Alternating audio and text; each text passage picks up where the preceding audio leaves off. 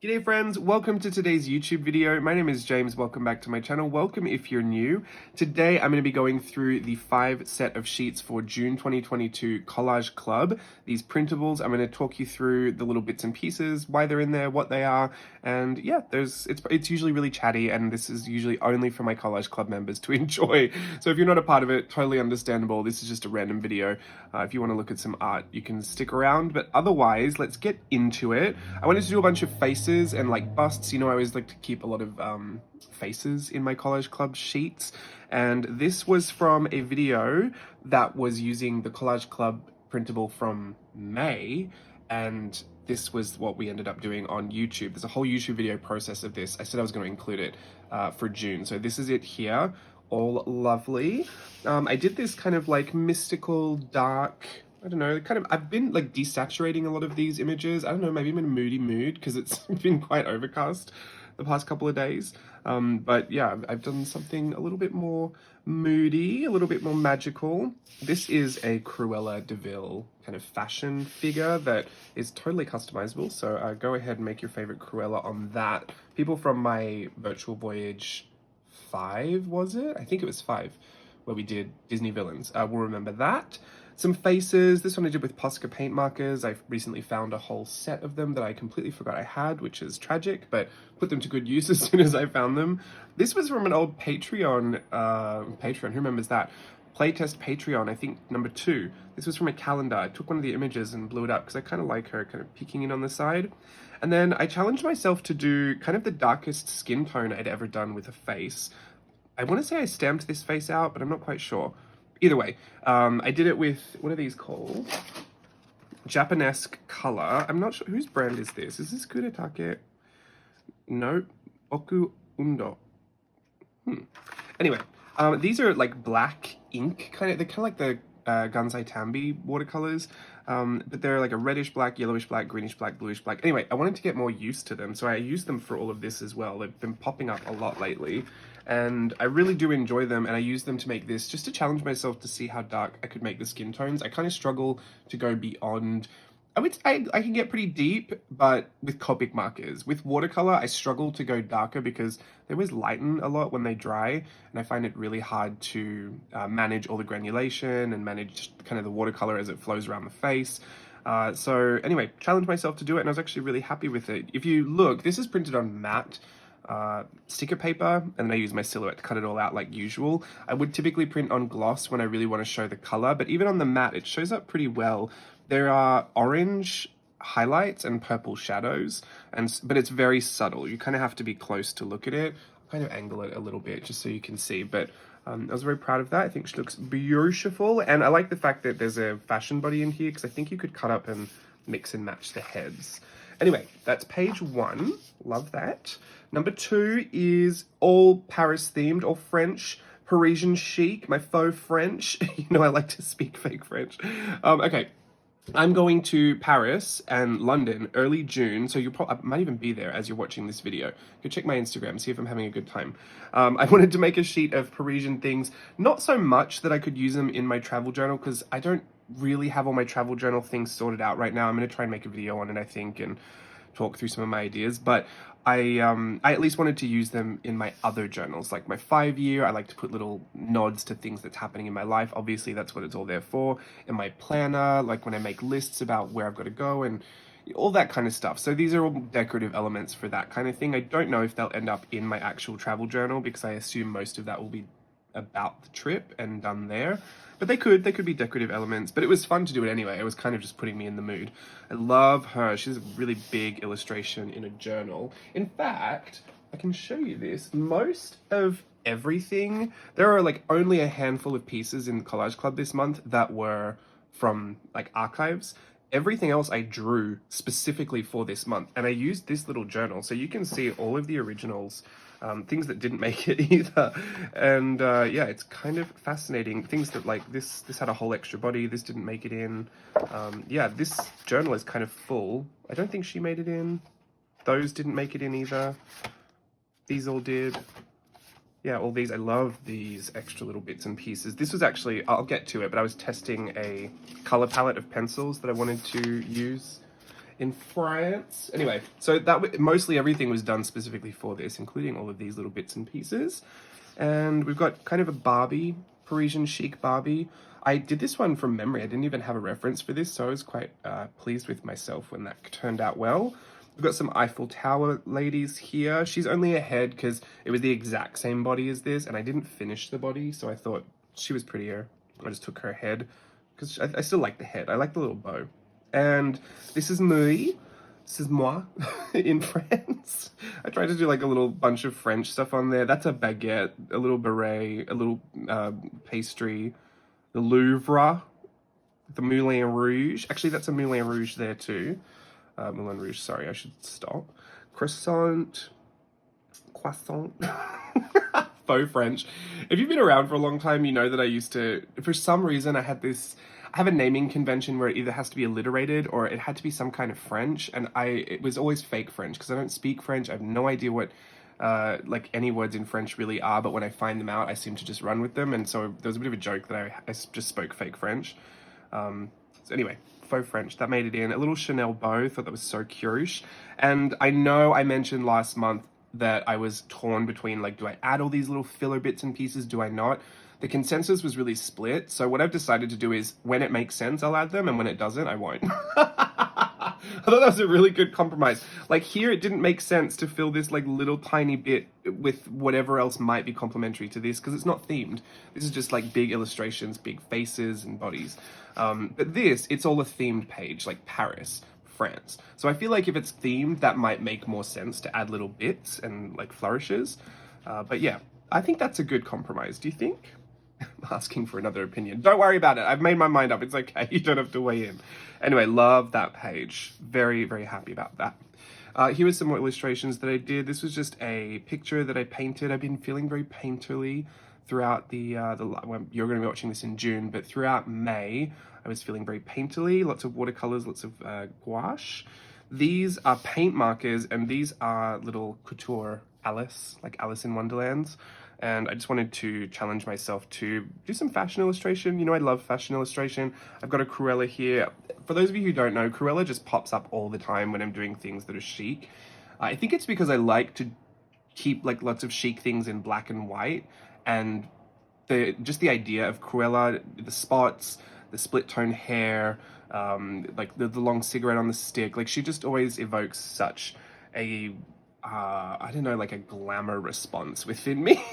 So when I'm drawing something that needs to be chic or fashionable, it typically goes a little Cruella-ish. So yeah, she always pops up. It's not like a Halloween thing or a Disney thing. It's just kind of always there.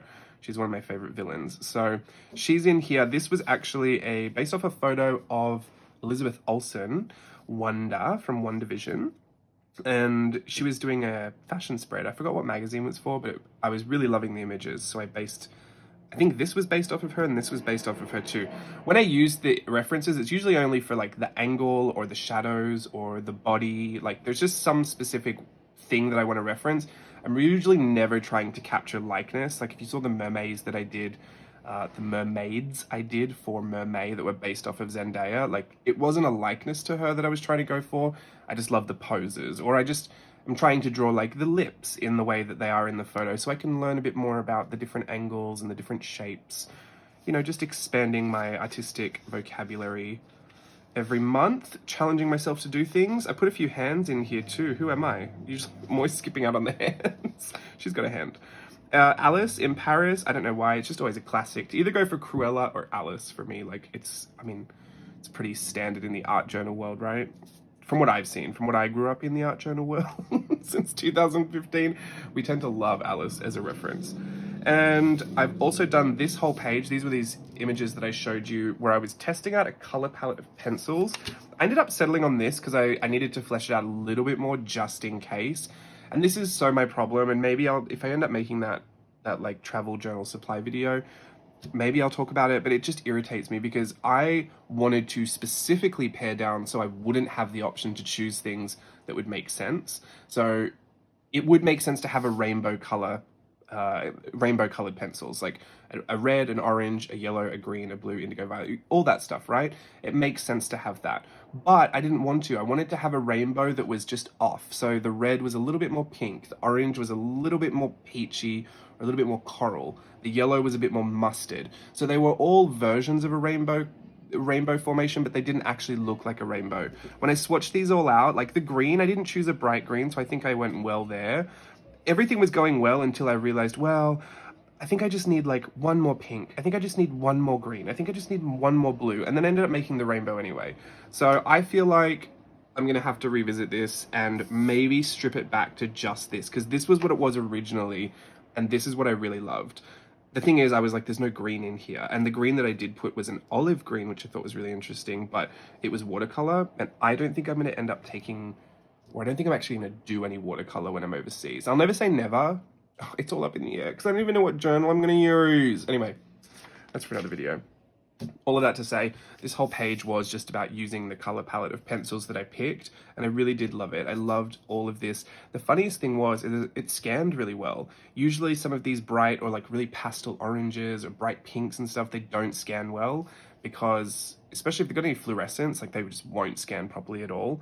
The colors on the page have to be read by the light in the scanner and then transferred to a digital color that you can put on a screen. And there's no screen color for like fluorescent pink. You're not going to be able to show that. So, and the light, when it hits it and reads that information, it usually transfers it to a really, really dull kind of light pink, if you're lucky. So then you have to go in and manipulate it to get it back to as magenta as possible, because the thing is, when you're trying to print it, your printer doesn't have a fluorescent ink either. So when you're trying to, like, best case scenario, you make it as pink as you can get it on the screen.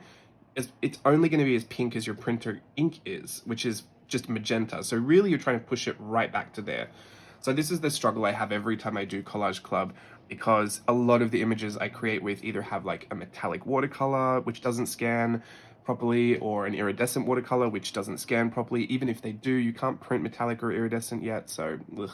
Or glitter. It's my dream.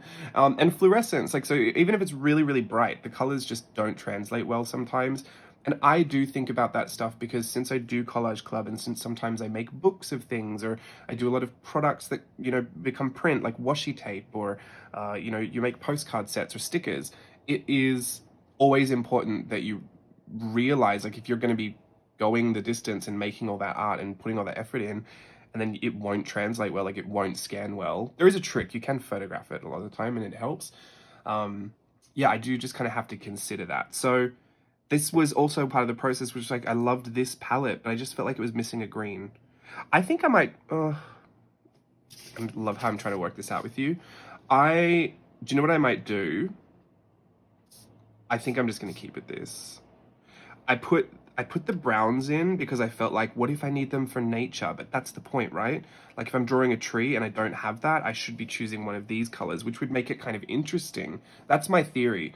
If I don't have the colors I need, I'll choose something and it'll inevitably be more interesting. Like it would be a purple tree trunk with, you know, teal leaves. That would be more fun, right? Why am I asking for everyone's advice? No one's live. It's not live. I'm going to do that. And I will keep these two tones here because if I draw Steve or myself, I do want to be able to have our skin tones. And I decided that those were the best. I'll have to ask Steve actually, because he changes his mind about what colors I use for his skin tone all the time. So I'll get him to choose one. I think that's good. I'm going to do that. I'm going to get rid of these brown. Wait. I'm going to go cry about that sometime later. I need to keep going with this video. Anyway, love this. All just kind of journaly bits and pieces, literal a journal. This kind of stacked mountain. These are kind of good images to start a journal spread off with, or kind of decorate just in little clusters of bits and pieces. I also love to have things like eyes because it's so fun just to grab one of these faces and just to give them these eyes, especially if they're two different eyes. Like that's just so fun. Might do that. And then I have just a page of illustrations here, but I have to say this one is probably one of my most favorite, and I'm not even just talking like just this month. This probably has to be one of my most favorite illustrations that I, first of all, never expected that I would just sit down to do. It didn't even take that long. I did not really erase anything, like it happened just first attempt. I was looking at, what's her name? Cicely Mary Barker, is that right? I probably got that wrong. If you go on Instagram, go to Official Flower Fairies, there's a profile there. That is the illustration, all of those illustrations were transferred into coloring books when I was younger, probably before I was younger, really. But those are the fairies that my gran and I used to color in. And I don't know why it popped up on my search feed the other day, but I'd never seen this Instagram account before. I just popped by it and I just had this overwhelming flood of emotions. You know, I talk about Gran all the time, rest in peace. I talk about how she was so encouraging of my art and my creativity, my dance. I mean, she really just encouraged everyone to do everything. But that she would actually spend so much of her time coloring in with me, and we colored in every fairy book like 3 times over, to the point where I used to start drawing fairies and mermaids and all this stuff, and she would photocopy them so that we'd have new ones to color in together. And we did this right up until just before she passed. One of the last things we did together was sit in my brother's backyard and color in together. And she would always have a Coke, just full strength Coke, can of Coke on the table. And the fairy ones were funny because, not funny, but really sentimental, because that's what I have. Like those were the things that when she passed away that I would say I inherited, but they were always going to be mine. Most of them were mine from the beginning. She used to just steal my coloring books too. But I have those, and my first step into art journaling, when I was it was after my accident, I was just processing a lot of emotions, I was being back home and Gran wasn't there, and it was very different for me to exist in that family space. And I had all of those fairy drawings. I would put them in, I left the coloring book ones in the coloring books, but the ones that I had drawn and she had colored, I would cut those up and put them in my first art journals, my Dilutions ones. I don't know if you remember that. And then I would finish them, and a lot of the time she never colored the skin tones. So I would color in the skin tones, and then I would put them into journal spreads, and it felt like I could kind of honor and commemorate that memory. And I would have a very special place for them, that they weren't just sitting in a box that I would never see again, but they'd be in art journals that I would flip through all the time, and I could always look back on them really fondly. So this is like, there's so much sentiment behind why I love this, because I know it just looks like a really simple, you know, cute illustration. But my grand's name was Marilyn, and this is my niece, Savannah, and her middle name is Marilyn. Her great-grandmother, which is my gran, on both sides actually, so on her dad's side as well, her name was Marilyn. So her middle name is Marilyn, and it's just sad, because I feel like, you know, my gran just would have loved to have this little baby around. She's so sweet. She is so happy all the time. She's so cute. And, you know, it wasn't like I sat down to have another one of those moments. I remember I said a couple months ago that when I was doing the mermaid alphabet, the mermaid and fairy alphabet, that I was having one of those moments where I just felt like Gran was there, and it was just really overwhelming.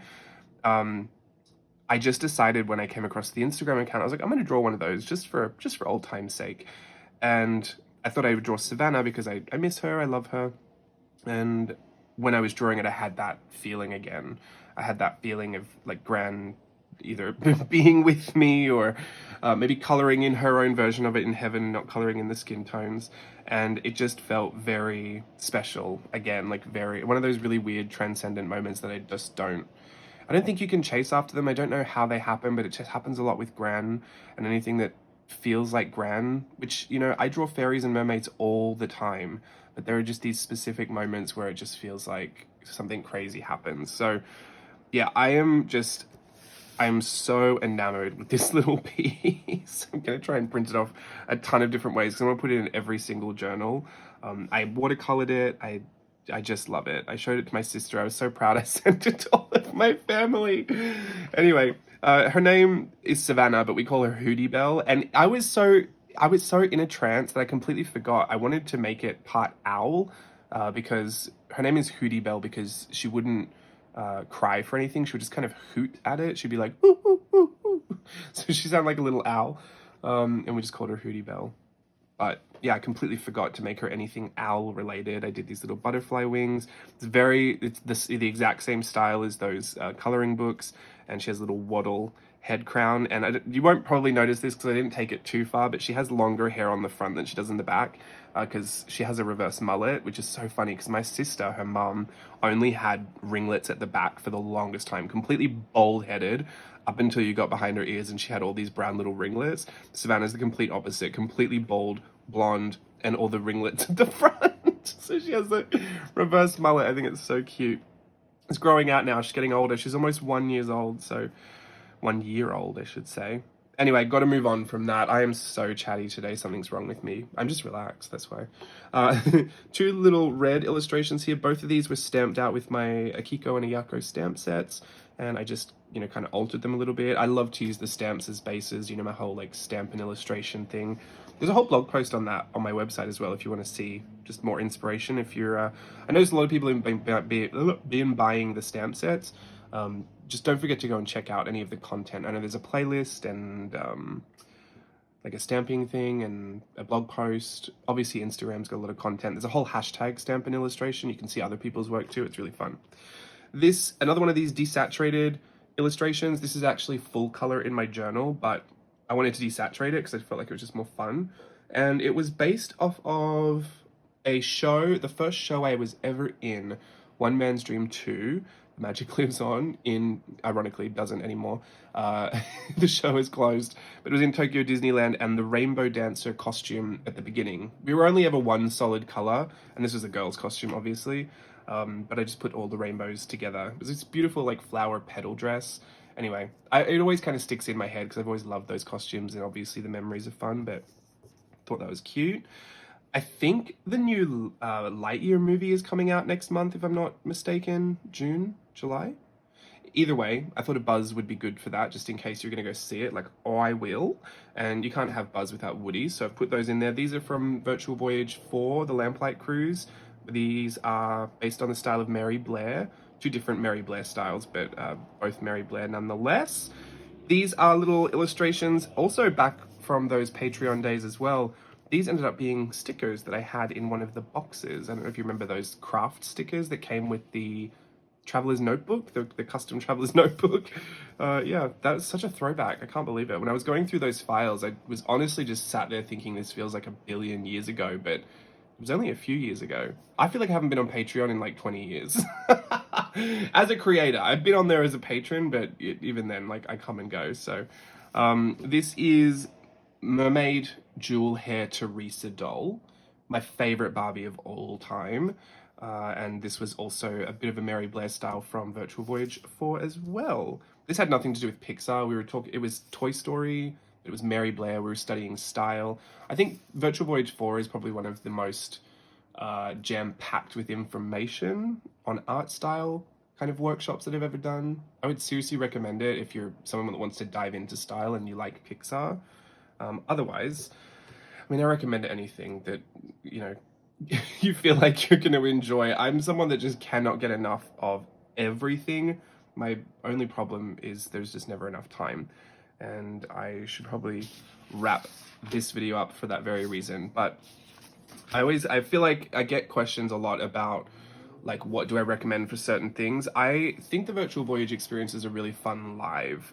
But the ones that I've heard feedback on that were good to do even without the live component were Virtual Voyage 2, Burtonville, which had a lot to do with style as well, and 4, which was the Lamplight Cruise.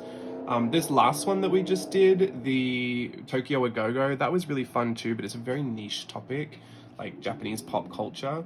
But yeah, 2 and 4, I think, are the ones I would recommend. Not that anyone asked.